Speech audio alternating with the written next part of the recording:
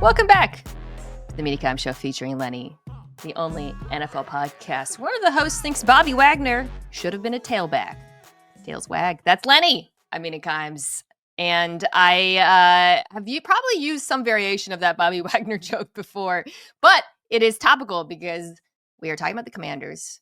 We are talking about the NFC East this week. And to do that, I am joined by my friend, recent graduate, Marshall Newhouse. Congratulations and welcome back to the show. Thank you. Toss the cap. I feel great. Another piece of paper. Oh, that's extremely humble. But Marshall, I told you NFC East. I don't think I let you pick. I think I picked the NFC East for you. Before we jump in, generally NFC East, do you feel like it is two teams and then everyone else, or did you, in doing this exercise and kind of going through all the rosters and the depth charts and thinking about it, do you feel like it might be a little bit more interesting than people suspect, or a little more even than it was last year? Unfortunately, no. Just basically based on the fact that the Eagles are so talented, returning from Super Bowl championship team, and they're going to be talked about all the time. They can deserve all the credit. I think some people might even estimate that they'll take a step back, but their roster construction is just head and shoulders above the rest of the division.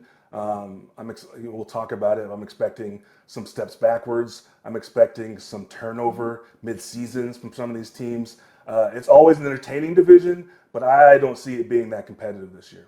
Yeah, the Eagles still running. I mean, the Eagles, we've been doing these power rankings podcasts, and it's really hard to make a case in the NFC against the Eagles. But I do think you can make a case for some wild card teams coming out of this division. And with the Giants, a team that's kind of fascinating because of the quarterback situation. We're going to get to that. Let's start with the Commanders. So I have talked about the Eagles quite a bit. I did the same thing with the Ravens. I was like, let's talk about the Ravens at the end because I've been doing these top offenses, top defenses pod. Obviously, the Eagles landed in both. The Commanders landed in the top offenses pod, but not the top defenses pod. Let's start with the offense because they've invested in it this offseason pretty heavily, which I think is interesting. The young quarterback, Jane Daniels, will be backed up by Marcus Mariota again. The receiving group, Terry McLaurin, you add Deebo Samuel. And then I would say wide receiver 3, Noah Brown, Luke McCaffrey, who was your guy. I remember when we did X Factors, KJ Osborne. Every time he had a big game, I feel like we texted. And you're like, look at McCaffrey, I told you. Zach Ertz and John Bates, still the tight ends. Brian Robinson, Austin Eckler, still the running backs. And then the offensive line as well, where they added as well. Laramie Tunsil comes in at left tackle. Allegretti, Tyler Biadasz. Sam Cosmi is injured, so we'll see when he plays. You're looking at some combination, though, of Josh Connerly, who they drafted, Andrew Wiley. It's a little bit unclear. I actually would love to start there with you, not just because I guess I should have started off by reminding folks that you are a former NFL offensive lineman. I just congratulated you on graduating. But it is certainly your area of expertise. How did you feel about the Commanders choosing to invest heavily in the offensive line this offseason? And how do you feel about them adding Tunsil and Connerly? Because, last year I thought the offensive line was going to be really bad last year. And they weren't. I think, Brandon Coleman comes in. I guess he might start at right tackle and he was actually quite good, I thought. But at the end of the season, you certainly saw, okay, they kind of hit a wall against the Eagles. Do you like them bringing in these players? Like, how do you feel about that decision? I like it a lot. Laramie Tunsil has a lot left in him. I think he struggled a little bit in Houston, but I think a lot of that boat was just kind of sinking, slowly taking on water. And I appreciate and respect that they're being proactive with the offensive line instead of waiting till there's a glaring hole.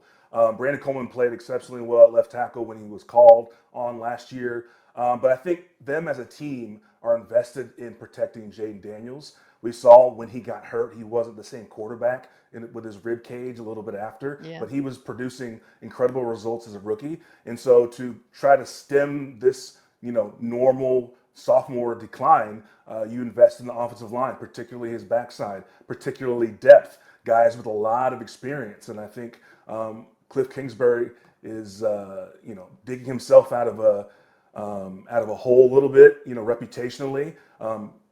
from starting fast and kind of plateauing. And so I think they're going to have a lot of answers. And I think that playoff game against Philly taught them a little bit about what it's going to take to actually take the next step. And ultimately, you can only run so many RPOs in the playoffs when it's cold. You're going to have to really get under center. Not even under center, but you're going to have to run between the tackles. You're going to have to push people around, control the clock. And I think they got shown a little bit of what that's like and what the Eagles did on the opposite side of the ball and what it takes to win. So I appreciate them being proactive with the offensive line. Yeah, I'm in agreement with you. I think sometimes if you have like a rookie quarterback or just a young quarterback who is like quick to get the ball out, good decision maker, dual threat, I have seen teams rest on their laurels and say, cool, we don't have to invest in the offensive line, because he's kind of compensating for that. And I like that they were aggressive and proactive about this particular position group. I'm not sure like how it's going to shake out exactly. I kind of alluded to this. Coleman has some experience playing guard, and I think he's got, the right profile to do it. If that's where he ends up playing on the inside with, I guess, Connerly maybe at right, and we'll see what happens with Andrew Wiley. But they have options, and they can figure it out and, wait for Cosme to return to health. That's a sneaky big loss because he was excellent for them last year. But you talked about the run game. That was, I guess, if I had to, I did think they might add a back. Robinson was fine. Eckler has a specific role, but the run game I felt could have been more explosive, especially again given that you have the dual threat quarterback, and like a Brian Robinson as a runs between the tackles, grinds out tough yards kind of guy. I wish maybe they had added a little bit of speed to that room, but overall, I think betting on the offensive line to help there, perhaps, in the scheme over investing in the position, it makes sense to me. What do we think about Deebo Samuel in this offense at this point in his career? Like, how much of a difference can that make? Do you think it was worth it? I mean, they didn't give up a ton for him or anything, but like, would that have been because this was not, a particularly strong receiver group, outside of McLaurin. Would you have chosen Samuel, or is there another sort of profile that you think they should have added? I agree with kind of a back who can be both a threat in the passing game and a home run hitter.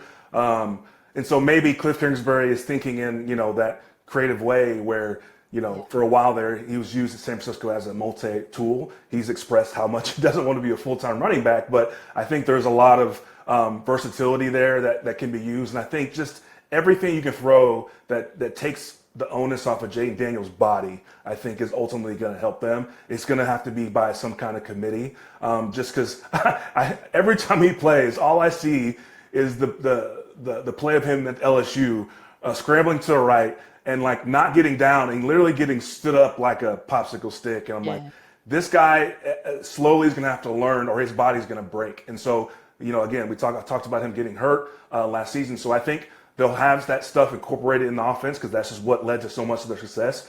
Also was being aggressive on 3rd and 4th down. But Deebo Samuel gives them just more things to do that get the ball out of Jaden Daniels' hands and allow them to spread the field a little bit more without a really top-tier running back, as you alluded to.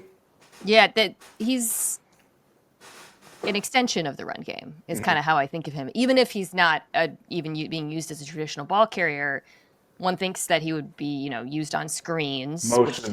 Motion. Yeah, they called a lot of that. They just weren't that great at it. And I think it's very obvious that he, can make that screen game more dynamic. The other thing I would say is his versatility, I could see being a real weapon for them in all the no huddle that they call. So the Commanders had 677 snaps of no huddle last year.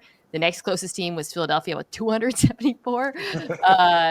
And I want to hear your thoughts. So before Deebo, one of the benefits of having a no huddle offense is you're able to control the game in terms of like not letting the defense substitute. So if you have players on the field like Deebo Samuel who can do a bunch of different things, you can isolate matchups for him if the defense responds by playing you a certain kind of way. Okay, we're going to run the ball with him. Okay, we're going to throw the ball. It's going to be a screen. Okay, we're going to, so I like him like in that context. That said, do you think that they can continue doing this much no huddle? Because I think when we think about the Commanders offense and all the success that they had in 2024, my question isn't the ability or the mind of the quarterback. It's more just were there things that were unsustainable and repeatable. And, Yeah. the fourth down rate we've talked about being like, that's not going to happen again. It'd be shocking if it did, the degree to which they converted. But the no huddle thing is something that I've also been thinking about, like, are we going to see that again? Can they do that again? Because it is obviously not that common for offense to run it that much. Yeah, that's my narrative with this whole team is I think there's going to be a little bit of regression to the mean all across the board. They outperformed in so many different ways. And I think if you look back to some of the wins in the regular season, I mean, the Hail Mary against Chicago, them beating the Giants who didn't have a kicker, them beating the Eagles late in the season when Jalen Hurts gets hurt. So, and then on top of that, the aggressiveness on fourth down, I think we return to normalcy there. And I think no huddle, is Cliff Kingsbury's way of stressing the defense, getting a certain personnel on the field and limiting what they can do from an attack scheme. But I think it also has limitations. And you would imagine if you go through their offensive weapons, they've got like Dollar General 49ers. So they've got Zach Ertz, Terry McLaurin and Brian Robinson and Deebo Samuel in the field. They can kind of interchange and move all over the place. But eventually, you're going to have to get in two tight end sets. You're going to have to, run duo somewhere. You're going to have to get 3rd and 1, and teams aren't going to just allow you to run just up and down the field. This is not college. And so I think there's going to be some, new formations that they're going to have to do. Formations as in, combinations of guys on the field that could be both physical, that can accomplish the physical things that are needed, but also allow you to not only rely on Terry McLaurin for explosive plays, but get the ball in other guys' hands. Yeah, the explosives kind of quietly don't love the loss of De'Ami Brown, who you really saw, I think, at the later part of the season as a deep threat for Jaden Daniels, benefit from all of the attention paid to Terry McLaurin. So I think the question is, okay, who steps into that role? Because Deebo is obviously doing something very different. We talked about that. And I like what Deebo does in this offense. I really do. And I don't think he's washed. And I also think like what he does is so unique. It's a little bit, obviously the wear and tear of being in the backfield and taking all that contact adds up. But like when, if they need a guy to get 7 yards on the screen, I still feel pretty good about Deebo Samuel doing that. And I think like if I had to say two things that make me a little bit, or that make me optimistic, even if you get some regression on 4th down and maybe the no huddle isn't quite as effective and maybe Cliff doesn't have as many change ups or whatnot. One, the quarterback skill set is so, it's the type of thing that's so sticky year to year. If you have a quarterback who can consistently win from the pocket, make the right decisions, is accurate with the football, all 3 levels, that doesn't change, right? Like when we look back at Jane Daniels and things he did, nothing jumped out to me as being, well, that's not sustainable. Wow, he was really lucky. And yes, the Hail Mary, there's team success and team regression. And I'm right where with you on like Hail Marys and close game. But when I watched the quarterback, nothing seemed, the only thing I didn't love was all the scrambling. And I feel like that's got to come down. And that's why I'm like, oh, the run game, I kind of wish they had added someone. But the other thing is the offensive line, too. If the offensive line can be better, I think that'll mitigate some other potential regression elsewhere. Tell me how you feel about kind of the sophomore slumps with recent high quarterback picks, the C.J. Stroud. I think Herbert QBR has went up a little bit, but I mean, recently it's guys in their second year kind of falling off a cliff. And then there's a lot of rebounding on the 3rd year, but that second year is brutal for a lot of these guys. How do you see Jaden fitting into that? Like you said, he's executing things that are repeatable, that are foundational to being a successful quarterback. But again, when players are breaking down, that stuff kind of doesn't always go your way. Yeah, well, that's huge, right? Like, it's like how much of your success, like CJ Stroud was just unbelievable on 3rd down, and the Texans couldn't run the ball, even the year he was for his first year. And it was like, no, cool, he'll do it again. It's like, well, it's actually really hard in the NFL when you can't run the ball and then you're asked to do miracles on 3rd down over and over. But I think with both those quarterbacks, with a lot of quarterbacks, when there's a sophomore slump, I would say like a lot of the time it's the offensive line. Mm-hmm. And that's why, again, I got to give the Commanders praise for focusing on that here in this offseason, maybe at the expense of adding, a speedy wide receiver or an explosive back. I think maybe they could have got one late in the draft, but whatever. I think Stroud to me is just exhibit A for like how to not handle year two. Yeah. There's linear reasons for that. Um, Defensively is where I'm more. So I guess TLDR. I think the Commanders will still. There's a floor with this offense because of the quarterback. McLaurin's amazing, of course. I mean, I like John Bates, a really good blocking tight end. Like they have, Ertz is leading a little older, but I am not super worried about them taking a step back. Mm-hmm. I am more worried about this defense. Yeah. I mean, when you looked at this depth chart and just kind of, regarded the moves that they've made or didn't make, thought about who they were last year, what was the first thing jumped out to you? I mean, they were just putrid on the back end, and they didn't really add anybody that makes you, feel like they're gonna fix that anytime soon. I like Joe Witt Jr. a lot. I played with him when he was in Green Bay, when he was a corners coach. He's well regarded around the league. He's been a guy who people wanted clamoring for coordinator and potentially head coaching jobs. But he's got his work cut out for him with this secondary. They were bottom fourth in EPA per play in the passing game. I mean, they really. Their record is shocking given how poor the defense played at times, which is led by Dan Quinn as their head coach. So they have a lot of holes to fill. You lose interior lineman Jonathan, like you lose some beef up front, but they were not good or deep on the back end to begin with. Yeah,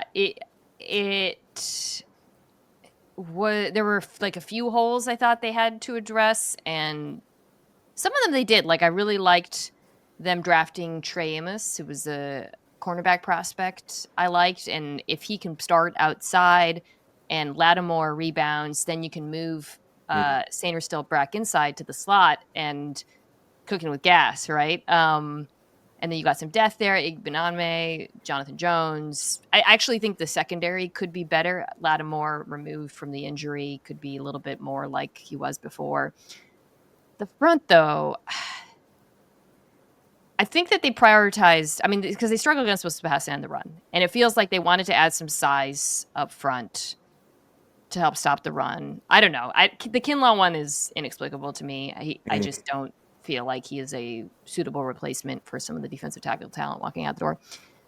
But you had Eddie Goldman, a nose.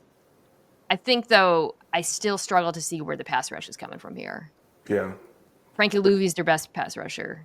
He's an awesome blitzing linebacker. But rely on that. This edge group is really weak. They blitzed at the fourth highest rate last year. It's Louvu, right? But when we think about like the NFC and like the teams that they have to beat and what they have to do structurally, I am just not convinced that this front seven, unless they're playing ahead, can get it done. Yeah, I'm not either. You mentioned Amos, and are they going to ask him to play on island? I don't know. But to get what they need production-wise, the front seven, they're going to have to bring more and more pressure, which puts so much stress on the corners and the safeties. And they're just, this is not a quick fix.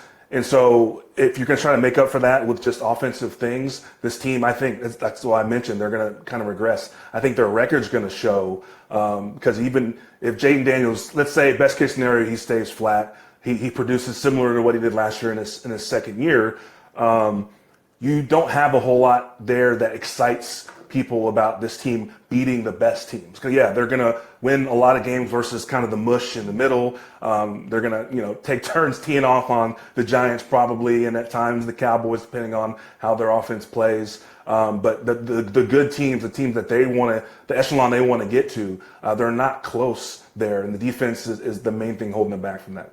So what would have to happen with this defense for things to go right? Like, so, because, I think we're looking at this group with a bit of shared skepticism, particularly the front. Like, who in your mind would have to take a leap or maybe a return to form? I'll highlight Johnny Newton, who's their defensive tackle as a player. I think I picked him as my X factor. I liked him a lot as a prospect. He was injured.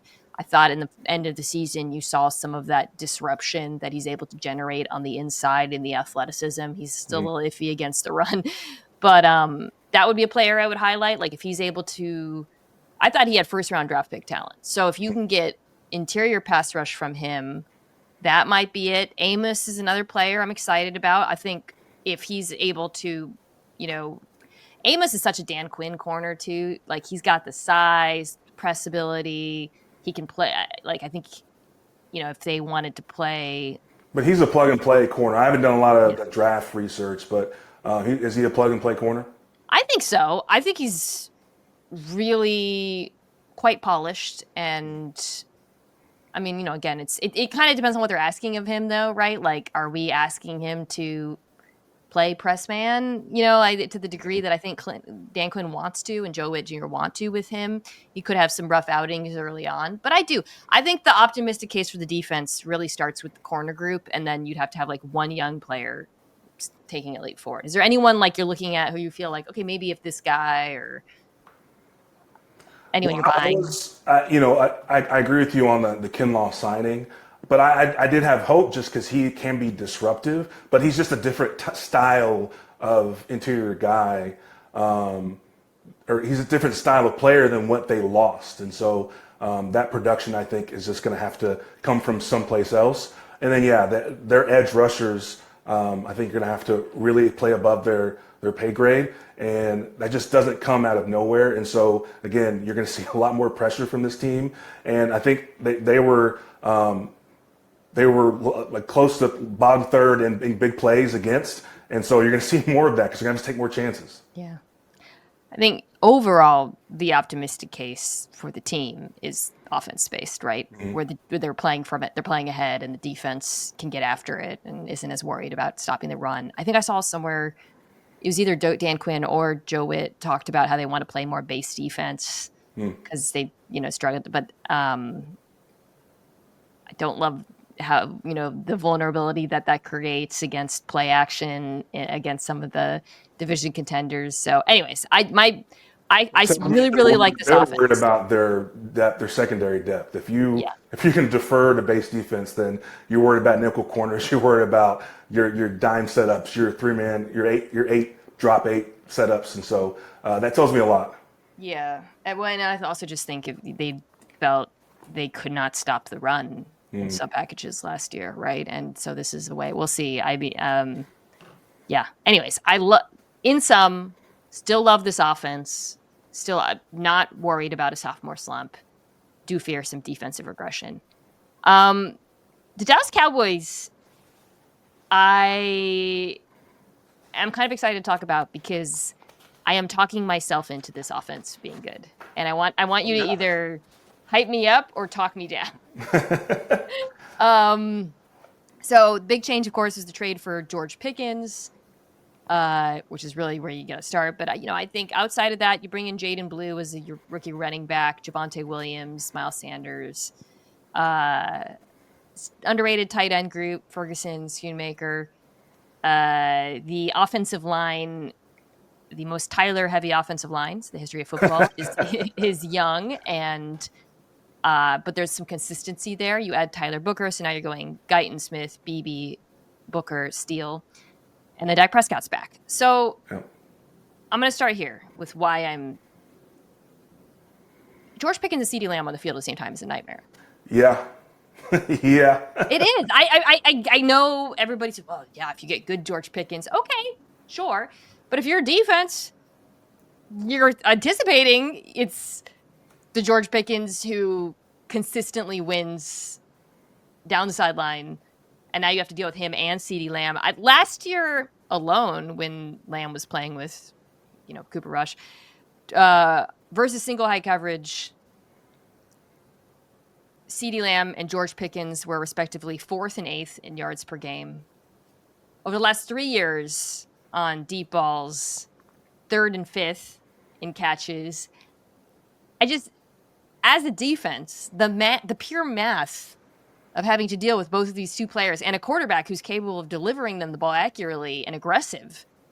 Marshall, you're just so you have to make difficult decisions from the jump when you're playing these two wide receivers.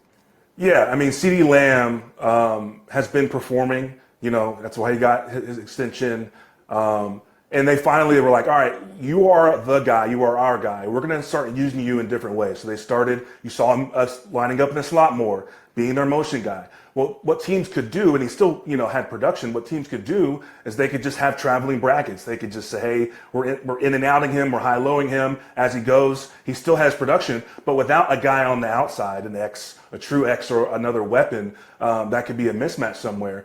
He's less effective in the slot. Now you put George Pickens on one side of the field. You have CeeDee Lamb in the slot. You use him, to kind of uncover guys, and you have something that you can cook with. And Dak Prescott being back, I think obviously is huge. Their record wasn't great last year when he was still playing, but there was so many things that you could tell that just weren't right about him. I'm worried about the running back room. Yeah.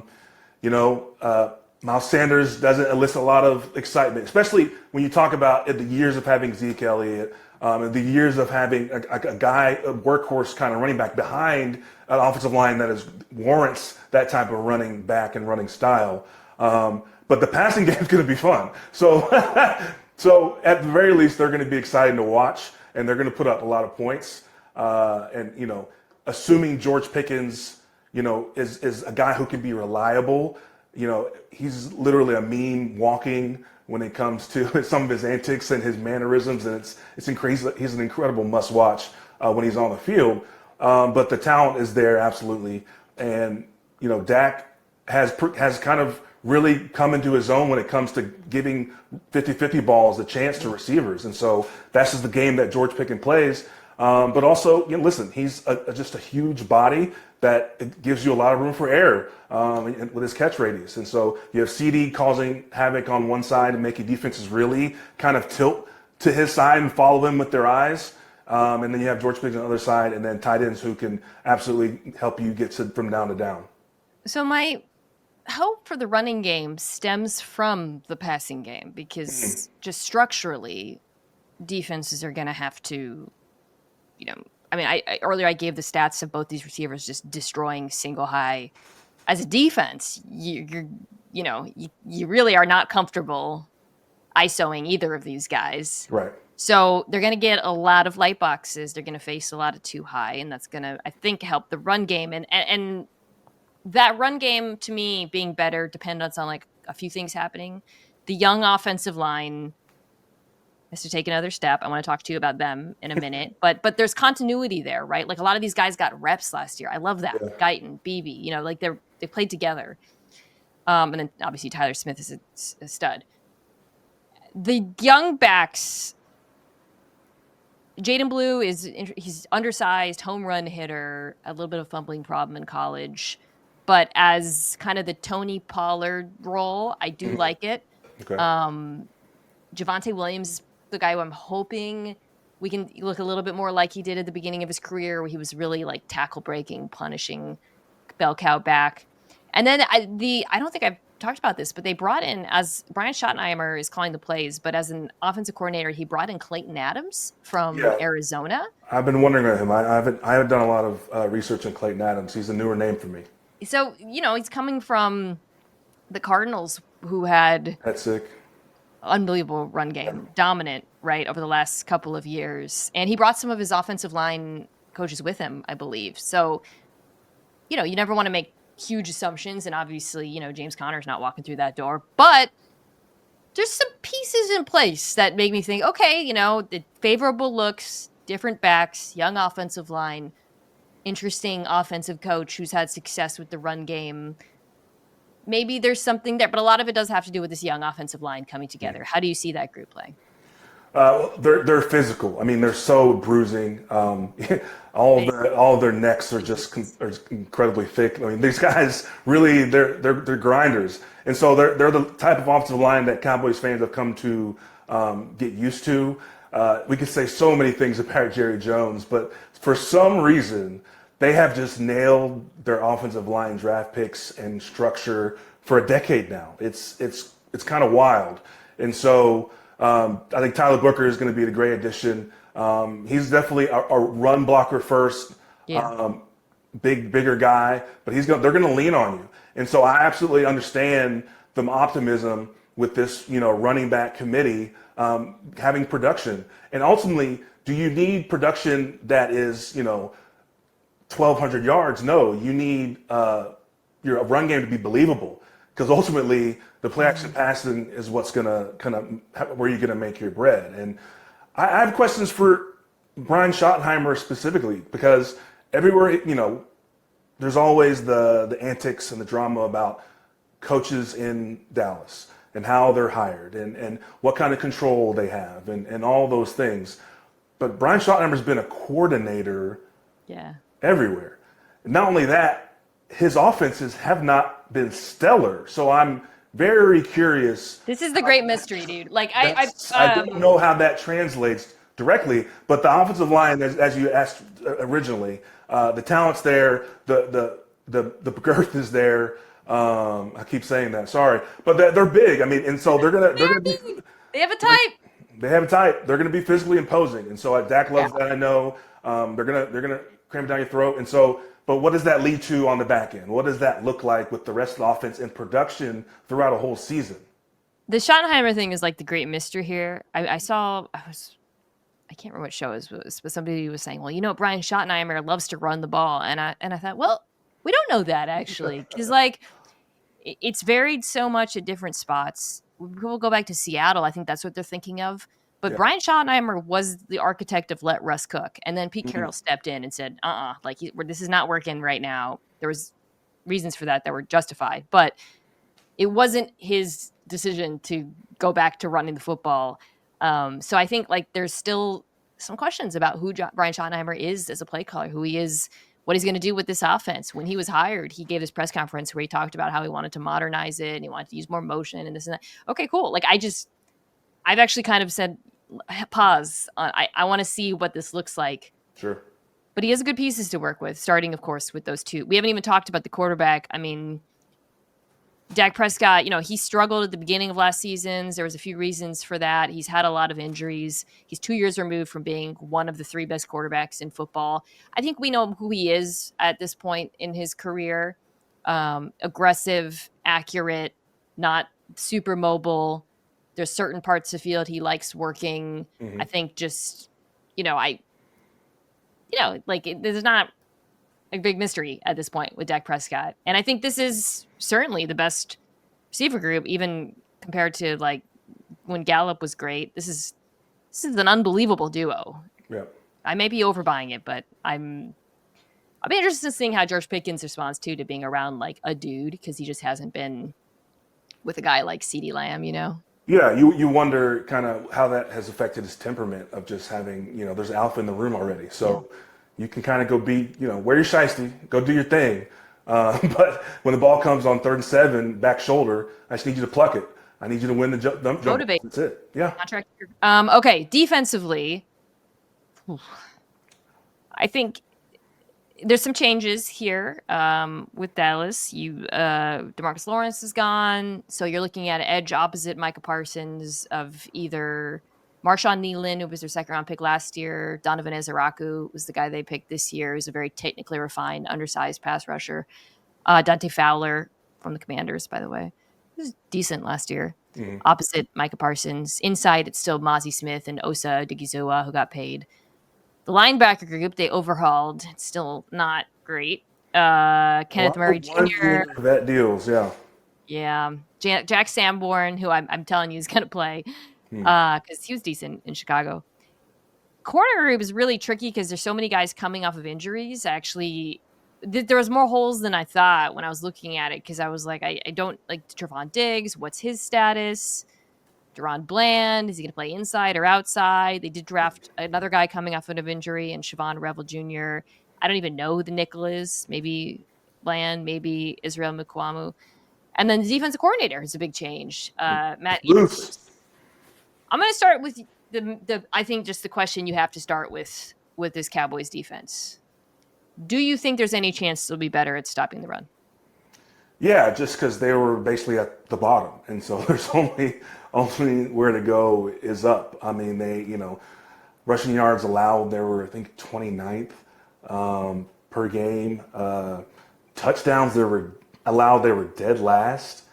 And it was a sneaky bad unit. I mean, yeah, they were 7-10 at shows, but they were just a sieve. Very injured last year. Very injured. So yeah, a lot of the guys I mentioned. Overshown injury really it sucks because he would be such a answer to so many problems. Yeah. So and you're playing chicken with your franchise edge rusher, which is they'll pay him. I mean, as we speak, every second he's just getting richer, but it doesn't make sense. But okay, so for the run defense, the Eberflus effect, I think, will have some positive impact on this defense. Go on. For the longest time, they were always this 4 down front. You know, when I played, I was with the Giants in the division. They had Monty Kiffin and stuff, but they were always a 4 down front, and they like to move.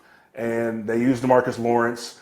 They used maybe lighter bodies inside they called it a pirate stunt. Where they crash the 3 technique at the end, and they bring a linebacker in. They're trying to fill gaps, and then they transition into, hey, we're just going to play kind of a straight 4 down front, and we're going to move Micah Parsons around. Use him as like a pass rushing weapon, like a hammer. The Eberflus influence, I think, is going to, make them really more gap sound, and which is going to allow, I think, just predictability because you just didn't know what gaps guys were in last year, and that led to so many explosive plays. They will have been lacking in size. I think you alluded to Mozzie Smith needs to kind of step up, but I think he is what he is at this point. But I think at the very least, if they play more sound in the interior, that's going to allow them to just be in manageable 3rd down scenarios. And so that gives you a chance to get off the field. They just couldn't get themselves off the field. And that was something that you're just like, you're pulling your hair out because, yeah, they had a lot of injuries, but there was a lot of self-inflicted things that they did to themselves.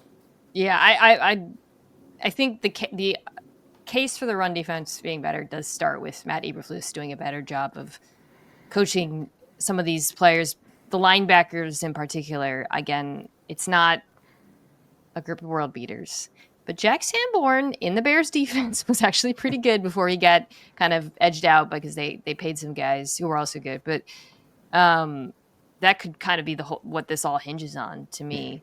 Speaking of the Eberflus defense, I do like Osa Digizoa, who's been very good for them. He's a really good pass rusher. Yeah. I think has the opportunity, Eberflus defense has always had really good pass, not always, but the really stud pass rushing 3 tech is such an important part of their 4 down front. And you go back to Indianapolis, for example, with Buckner, and I think Osa could be really, really important to them. I also think, one of these other edge rushers, so DeMarcus Lawrence barely played last year. Marshawn Nealon was injured. So, and then all the corners were injured. If one of these guys, Ezeraku, who I liked a lot, I mean, Micah Parsons is so outrageously double teamed all the time. Yeah. There's such opportunity here for whoever gets to play opposite him. I do worry about, he was the 2nd most double teamed edge in the NFL, Micah Parsons.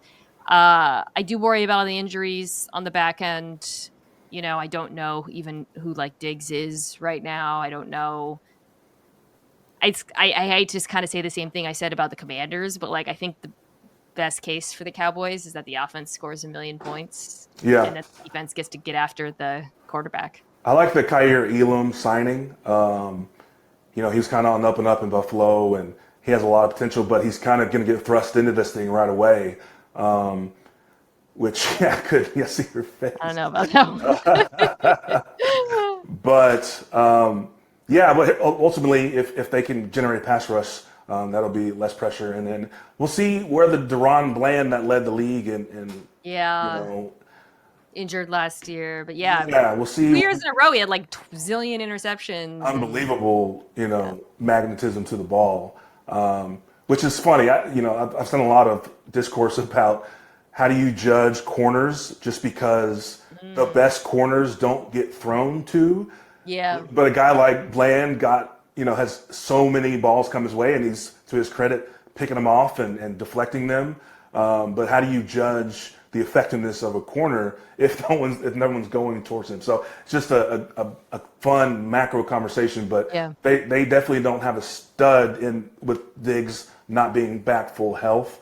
But if they can generate some pass rush, that'll take a lot of pressure off them, especially early in the season. As you're kind of gearing up, offenses are generally behind defenses earlier in the season. So defenses have a lot, less to install. Younger players can kind of be injected into the defense and just kind of, you can put them in on third down and, hey, you do this, go see ball, hit ball. And that allows you to kind of, jump out on teams early in the season. So we'll see. All right. Dallas Cowboys. Take a quick break, come back, and let's do the Giants next. All right. So the New York Giants, I had them in my top 10 defenses, by the way. Got a little bit of heat for that. So they're different from the teams we just talked about. The offense is, of course, a bit of a mystery because we don't know how long Russell Wilson is going to be the starting quarterback.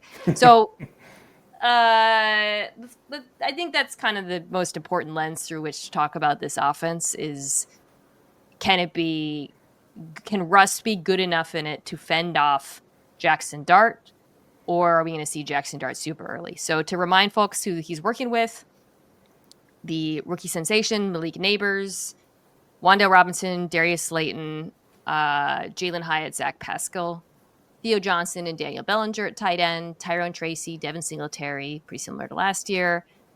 I think that the offensive line is going to be Andrew Thomas, John Jordan, Schmitz Jr., then maybe like Evan Neal or Greg Van Roten. I think they've been talking about Evan Neal playing guard, Illuminor. Yeah, Evan Neal's on his last leg. Last year, yeah. Once you get bumped down from tackling a guard, and you're not a shoe-in on this line specifically. I love Greg Van Roten. I played with him. He's a great guy. He's an older vet. I think they would prefer Evan Neal with his body style be the guy, but him not being the guy at this point says a lot. But yeah, this is the same offensive line that they're returning, however, that basically exposed Daniel Jones, which I think they're in a weird macro sense happy about, is that they got him off the books. Obviously, we wanted him to succeed long term, but now Russell Wilson is playing behind that same, like they didn't do anything, and this is a 7.5% sack percentage, which is like 20 something. And it's the same offensive line. I think there's that clip going around. Obviously, OTAs, running around in underwear, where Abdul Carter, Kayvon Thibodeau, who's the other pass rusher? Brian Burns. Yeah, Brian Burns. Get to the quarter, get to Russell Wilson all at the same time. And you're like, wow, that's amazing. That's an incredible jet pass package. But that's the offensive line that they're trotting out there to protect Russell Wilson, who, by the way, is no longer a mobile escape artist like he was for all those years. And so you said it, the clock is ticking on when do you pull the trigger on Jackson Dart? Because all the reports are he's got a chance. And so does that with, there's an avalanche coming at Daboll and showing that was coming last year. I'm shocked. Can I say it too? I feel like Joe Shane, people have been like, wow, he's really crushed it in the draft. I'm like, no, he built this offensive. It's inexpensive offensive line, by the way. These are high draft picks. These are free agents that he signed. And it's been horrible. Andrew Thomas is the only good player at this point. Maybe Schmitz takes a step, maybe, but They've not been great as a unit. Not here for the Joe Shane redemption, whatever's happening. But anyways, I think the question of like, can Russell Wilson, is this going to just be like really, really bad? So look, some of it they have a horrendous schedule and it might not matter even if he plays decently. They might just get. Excuse me, I'm sorry I'm interrupting. Have you seen their first 9 games? Yeah, it's rough. Not a lot of wins there. It's crazy. I'm praying. But like in a vacuum, I think the group of receivers you could actually see Russell Wilson pairing decently with. So Russell Wilson in Pittsburgh last year, second in QBR on throws league-wide over 20 yards, 25th on throws under 20 yards. That is not a sustainable formula for success in the NFL, but it speaks to what he does well at this point in his career, which he throws a beautiful deep ball. And Malik Neighbors, Darius Slayton, those are players who get open. Maybe Jalen Hyatt if he, So the problem is just I don't think he's going to have time to do it consistently, and I think the sack rate is going to be too high.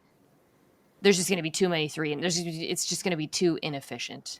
Tyrone Tracy checkdowns. I like Tyrone Tracy. I like him too. He's going to be in protection a lot, or they're going to jet him out, and he's going to catch a lot of balls in the flat, I imagine. But then that brings us to the next question, which is like, do you feel comfortable putting Jackson Dart behind this? Well, there you go. I mean, that's just the progression of we gave Washington credit for being proactive. This is on the other end when you stand pat with something that was demonstrably not a good product on the offensive line production side. And ultimately, there are not that many quarterbacks in the history of the NFL that can overcome like an offensive line. I speak from having played on 8 different teams, a lot of great offensive lines, and when we weren't clicking, the offense didn't go. And when we were clicking on all cylinders, I was part of an offense that set the record in touchdowns and passing yards. And so this unit has to step up. But if you don't know if Evan Neal, this behemoth of a guy, can lock down the guard position, which he was originally not drafted to be. He's drafted to be a tackle. And your franchise tackle is the only part that's really just like solidified. And you've got an aging quarterback and a rookie behind him. And, wink, wink, Jameis sitting there too. Is Jameis still there? No. Yeah, he's still there. Yeah, he's still there. Yeah. But this is not a good recipe. And I think Malik Neighbors will have something to say about that for sure. I'm excited to see him kind of take the next step, and I like the Darius Slayton signing. I think he has a lot of go left in him, but this unit has some issues. This unit, it's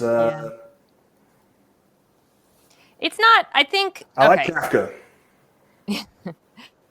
I don't think it's like you can see a world in which Thomas is back. He's amazing.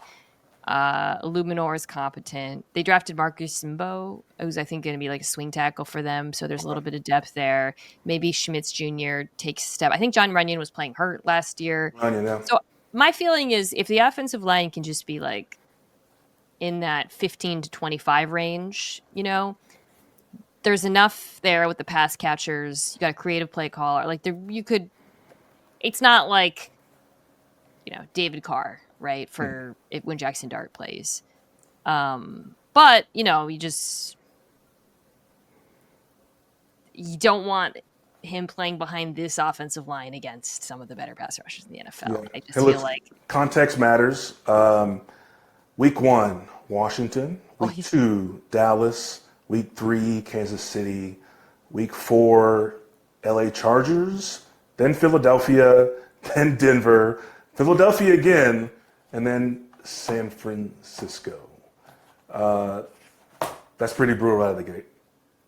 So the optimistic case, I keep saying case, to turn this conversation around, let's turn that frown upside down, Giants fans. Defense. So I got into this a bit on the defensive pod.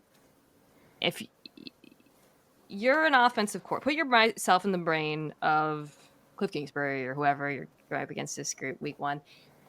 The first person you're thinking about is Dexter Lawrence, who is arguably the best defensive tackle in football. You could make a case for him being the best defensive player in football, to be honest. Dexter Lawrence last year was the most double-teamed player in the NFL. He was double-teamed 75% of the time, according to True Media. So you're thinking, all right, we got to allocate resources to stopping Dexter Lawrence. Oh no, they also have Brian Burns, Abdul Carter, Kayvon Thibodeau. They added Chauncey Golston too. I missed that. That was interesting from the Cowboys. I didn't catch that. I got like some blowback for saying this could be a top 10 defense, but Marshall, that is a nightmare. It's a For an nightmare. offensive line. You're the offensive lineman. Like, what would be in your head going into a game against this defensive front? Stay at a third down. That's it. What are they going to do on third down? The packages. Oh my. That's what I'm saying is that like those guys are all amazing. All four of them on the field at the same time is hellish. But we're staying at a third down, or we're staying at a third and long. Excuse me. Dexter Lawrence makes that difficult on the early downs. He's a great run he just doesn't move. You hit him and you just kind of, you're like, oh, okay. But we'll see Abdul Carter, he likes to jet upfield or kind of dip. He has a lot of good bend. So I think he and Brian Burns give tackles problems on, like man blocks. They kind of do that J.J. Watt thing where they take a gap and they'll take a chance sometimes. And so you get some splash TFLs early, and that gets people behind the chains. That's definitely possible. But you've got to run at this defensive front. You've got to stay ahead of the chains. Their run defense wasn't great. And so ultimately they're also looking to get you in the third down because, they're going to eat you alive. But this is, you go into the Giants games thinking, all right, we're going to have to control the ball early downs, a lot of screens, a lot of quick passes to kind of see where they're at, see where they line up. Because, I imagine they're going to – Thibodeau's going to be all over the place. They could end up doing the spaghetti on a plate thing if they wanted to. But I love pass rushes because they can close games out, but you got to get to that situation first. Yeah. You've got to get there first. And I have questions about that, their run defense allowing them to be in those positions. Yeah, that's where you start thinking about who's going to be on the field when and in terms of run defense, like Abdul Carter is a little undersized. Do you want Kayvon Thibodeau? Like, I know, yes, maybe he hasn't lived up to where he was drafted, but I still think he's a pretty complete player. He's actually very dynamic, solid against the run. And so I actually wonder if that's going to get him on the field a little bit more than Carter year one, maybe. I don't know. I'd be interested in seeing, or maybe you play Carter off the ball a bit in certain packages. But yeah, you got to be able to run the ball in this team. Shane Bowen, their defensive coordinator, likes to use light boxes. They were not horrible against the run last year, but without Dexter Lawrence, things kind of fell off. But you just can't be in third and long. Average. Sorry. 5.6 yards per play. I'm signing up for that all day if I'm an offense against this defense. The pass defense is, I think, improved. They brought in two vets, Javon Holland and Paulson Adebo. Because I think, like you said, they're going to get a lot of quick game. So it's just going to be a lot of tackling, limiting yards after the catch is going to be paramount for them to avoid or to improve upon last year. But I feel pretty damn good about this unit. I do. I think they're really. I understand the optimism. I understand it, and you like to think that coaches' sensibilities kind of trickle down to the players. Well, Brian Daboll is a desperate man, so maybe they play desperately with that hair on fire kind of energy because they need it. You imagine even if they're playing decently well, but they're 1-6, it's like this could go poorly really fast for them. And so where does the team go from a morale standpoint, from an output standpoint? And that's assuming on the other side things aren't also falling apart. So I get the optimism from the pass rush explosion ability, but they got to get in those situations. Yeah, I think that's the other thing. Is like right there, if the offense is bad, and the defense is going to have to play the run a bit more. Like they're not going to have those like we were talking about the optimistic case or the hope for the Cowboys, which has a worse run defense, honestly, is like, well, they may not have to, maybe the offense can put up some points and they don't actually have to stop the run to that. I think that could be an issue for New York for sure. Because I do think this offense is going to struggle. Okay, the Philadelphia Eagles, the big bads of the division, just all-star team on offense. Really running it back. Very few changes other than guard. Steen, I think, is going to start. Tyler Mm-hmm. Steen has played for them. Otherwise, very few changes. The biggest change, and I think probably the one worth talking about, is offensive coordinator.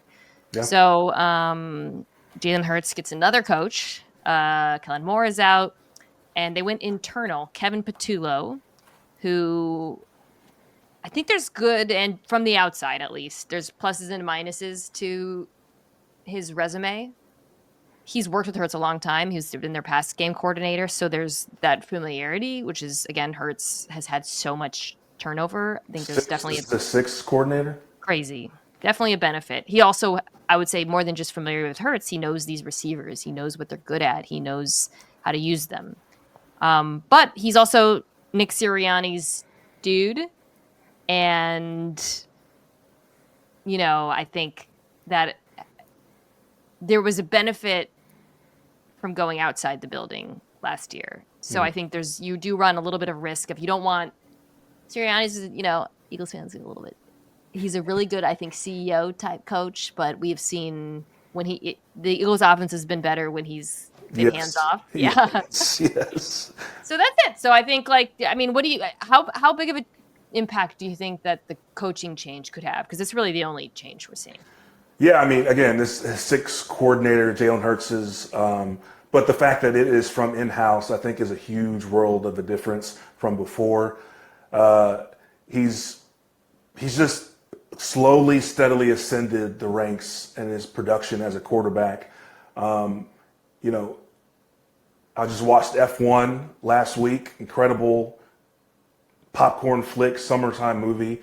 And these guys are controlling beasts of cars, and he's got the beast of all engines on these offensive weapons. And he's recognized the Super Bowl, the playoff run was something, but the Super Bowl, he recognized as his light went off. He's like, I can be a playmaker within a game managerial role, if that makes sense. Like, I am just managing all of these weapons, and then he takes the deep shot, puts it on the money to basically, ice the game, and you're just like, he's got it. He's figured it out in this system, in this role, and they're returning everybody. They're returning everybody, and health will be the only issue if anything pops up. It's just that. I mean, they got Lane Johnson back, who is defying age. He's incredible.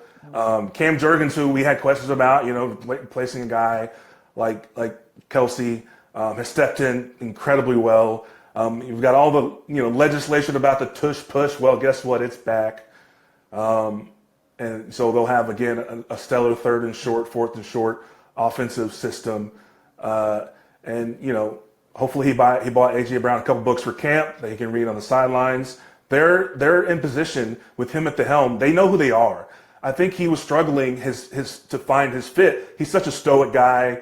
His calm demeanor, you love him as a quarterback, his demeanor, but I think he was finding his place in such a wild city and a wild situation with having, this team that Howie Roseman's built. But he's come into his own, and he's taken, to me, he's like on that 1B QB tier where you're leaning on him to help you go win games in this offensive system.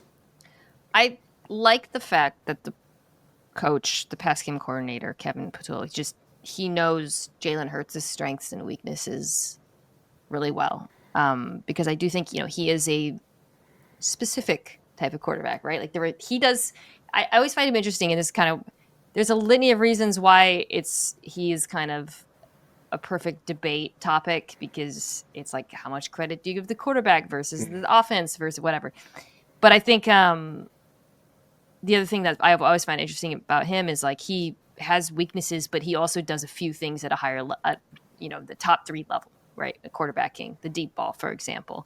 And I think having a play caller who's just very tuned to the things he does well is really important, and isn't trying to force him, but also is giving him better answers. Kellen Moore against the blitz last year was like a huge transformation for this offense. I think, like, as an Eagles fan, there's only 2 things you're really worried about. 3 things outside of losing Lane Johnson. If he's injured, decline at all, that's massive. The splits with him, without him, are really dramatic. Saquon got a lot of wear last year, and then, this is not a deep receiver group. The top two are outrageous, Yeah. but behind them, you're looking at Dotson, Terrace Marshall, Johnny Wilson. Like, it's not, you really can't lose them. But An uncharacteristic down year for Dallas Goedert. yeah, I think he makes a kind of a bounce back. He was kind I of can see that. he was on the milk carton a little bit last year. He was banged up as well, but he was a weapon that normally is featured in this offense. I mean, you've got AJ Brown and Devontae Smith, but the tight ends are used a lot in this offense, and he didn't seem like in the tight end position specifically didn't seem as pivotal last year. That's a great point, and I think that could be a case for them, like, avoiding any little regressions, or because it wasn't. I think that's the other thing people forget about the offense. It wasn't perfect. They had injuries last year at times. Brown was out of the lineup. Goddard, and I think having Saquon in this dominant running game allows them to avoid, fluctuations in the passing game. They don't matter because they can just put the ball in in Saquon's hands. But I think, having Goddard bounce back would be enormous for them. One more thing is I'm interested in seeing Jalen Hurts as a runner this year, because I thought last year he was mostly a little bit disappointing, or you really saw that lack of explosion until the Super Bowl, in which he suddenly was decided to not decide, but I know he's had injuries as well. But I think if he can run, if his rushing ability looks more like it did in the Super Bowl, that's such a significant element to this offense, and it impacts what they do in the run game so much. It impacts the way defenses play them. So that is something I think. I am not terribly worried about the coordinator change. I'll just say that. I think, it's not. You talk about Jalen Hurts getting the keys to the Ferrari. I mean, so is Kevin Patullo, right? Like, he literally could not be given a better set of tools to work with. Defense is where there's more change. A lot more change here on this side of the ball. Josh Sweat is out. Milton Williams is out. So you're looking at, I've been told it's Mora Ajuma. I said his name wrong. I said Ojomo. Ojomo, okay. And then, you got Nolan Smith, Jalix Hunt. I missed Josh Uche signing with this team, but Josh Uche signing this team. Linebacker is stacked. Zach Bond is amazing. Kobe Dean, who's coming off the injury, but they drafted Jihad Campbell, who I absolutely adored. Trotter Jr. And then the corner safety group is a little bit different. CJ Gardner-Johnson is out. I think Andrew Mukuba might start for them at safety. And then opposite Quinion Mitchell, who was outstanding as a rookie, looks like Keeley Ringo is in pole position. And then, of course, Cooper DeJean was incredible last year at nickel. Of all of the change, and then Vic Fangio remains the defensive coordinator, the god. Of all of the changes on defense, which one concerns you the most, or which one do you feel like might be the most impactful? Listen, Josh Sweat, to me, was a huge missing piece for them. He kind of elevated his game from that edge position for them, that, he was highly regarded coming out, and he just kind of floundered for a while. He's always fast, really explosive, and then he made some incredibly impactful plays for the Eagles last year. And so that production, I think, is going to be interesting to replace. I like the Uche signing. He has really, long arms. The Patriots drafted him for a reason. He's a guy who sets the edge, very versatile, can rush consistently. But again, I'm wondering about the just straight dominant third down edge rushing production. Yeah. And to me, that'll be where this defense kind of takes another step, because the Zach Bond locking him down was an incredible thing. He's just a great story out of New Orleans, and with his All-Pro, and he was just he's one of those guys. When I was playing, you'd see him on film, and you wouldn't pay attention to him at the beginning, and then he'd be at every pile. He'd be calling out screens. He'd be doing everything, kind of like, this is not a comparison to Kuechly, but you're like, oh, he's everywhere. And so he makes you pay attention to him. And so his production is just off the charts. And then I definitely like the see where the next year progression for Quinyon Mitchell is. He was an incredible rookie story as well. And so I think their defense will be stout. It feels less explosive up front, right off the rip, but I don't think that they need that as much, knowing what they have on the other side of the ball and Well, yeah, knowing so that's big, right? yeah. Because we've been talking a little bit about complementary football with all of these teams, and I've said the Commanders, the offense can compensate for the defense. The Cowboys, the best case version of this offense. The Giants, the defense will suffer from the offense, likely, even though I think they're really good. The Eagles' defense, I mean, on the other side of the ball, you got the Monstars who are just going to run the ball for, put together long. You barely got to be on the field half the time.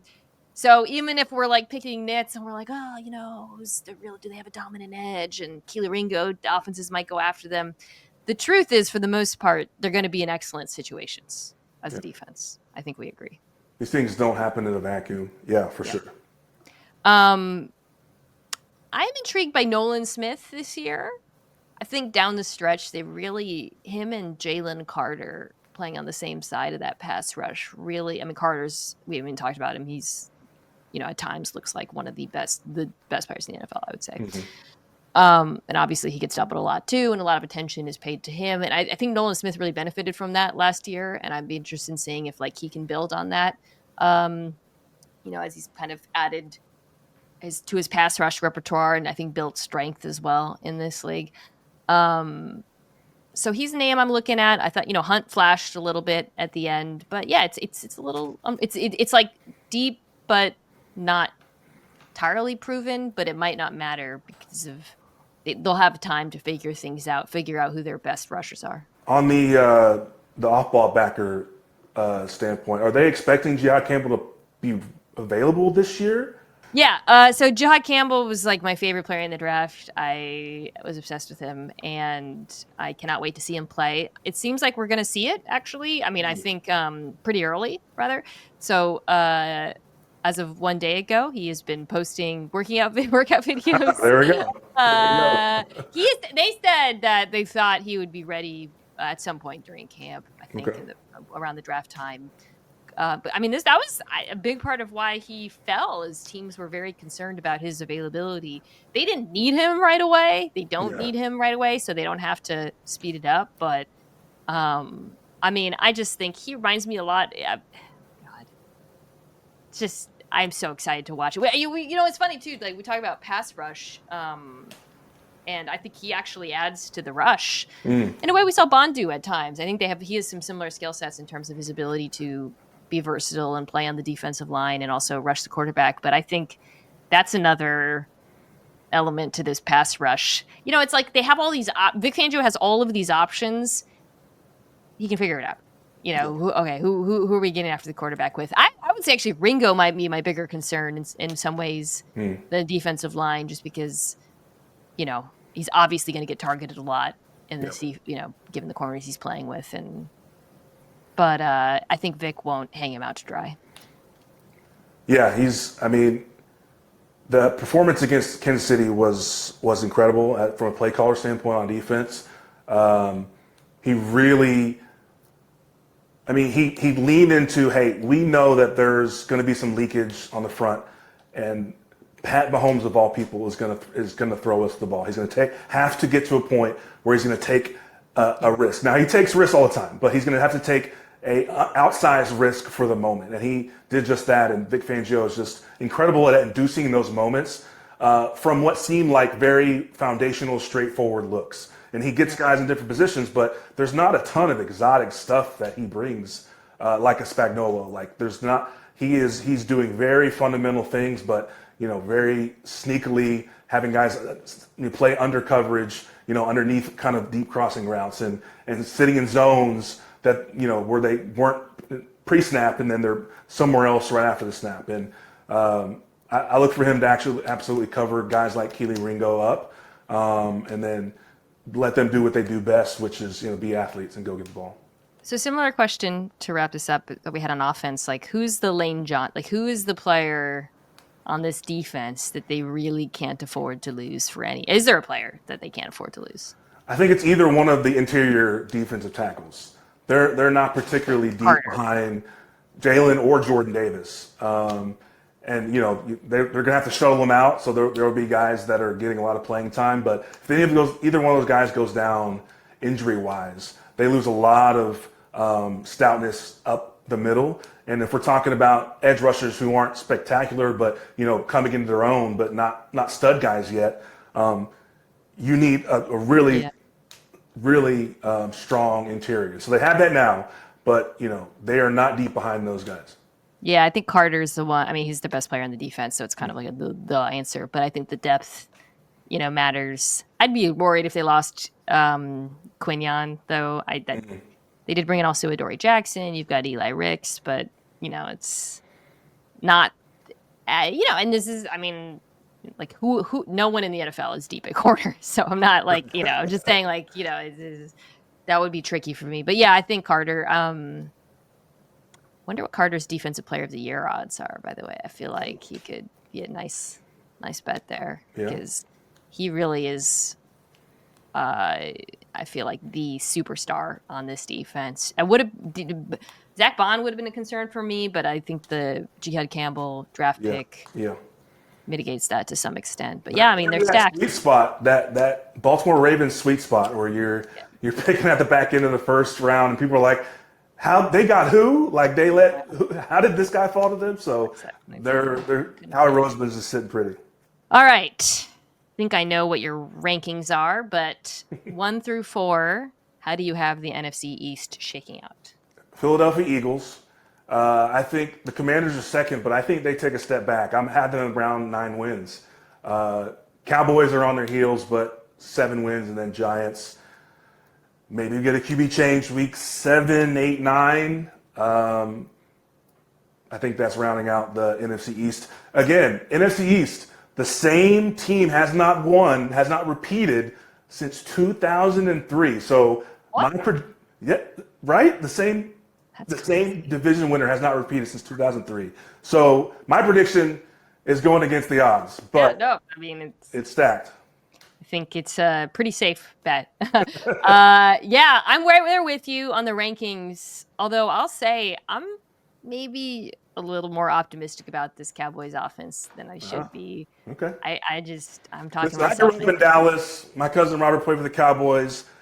As I'm a fan of Bomani Jones, I'm off that narcotic for a long time, so I will happily watch as you huff and get hopeful. Listen, I work at ESPN. I talk about this team a lot, and I couldn't get off the narcotic if I wanted to. Marshall, before we wrap, let folks know where to find you, what you're up to these days, what you're working on. M Newhouse 73 on all platforms. I'll be doing some college stuff. Stay tuned with that, and then hopefully some weekly NFL coverage as well. So a lot of things kind of in the works, but excited to be a part of football season again. Excited to have you back on the show. We'll have to get you back on, of course, once the season begins. Yeah. And that is it for this week. We're going to be back on Monday with another Power Hour. We took a little break from the Power Hours. This one is with my friend Chris Long, your friend as well. And I'm going to London. I think I'm in London by the time this is hitting your ears. So I'm out of the country, but I will be back. There's no break in the podcast. Thanks to, in large part, the fine folks at Omaha Productions, Kirsten Zabecki, Anthony Jimenez, Owen Saylor, Jack Foster, Tucker Tastian. Also, everybody go check out Quarterback, their new show. I saw some spicy Kirk Cousins quotes floating around. I'm all in on the Kirk Cousins story. I saw Joe Burrow's shopping and TikTok fits. I was like, oh, okay. All right. It's that time of year.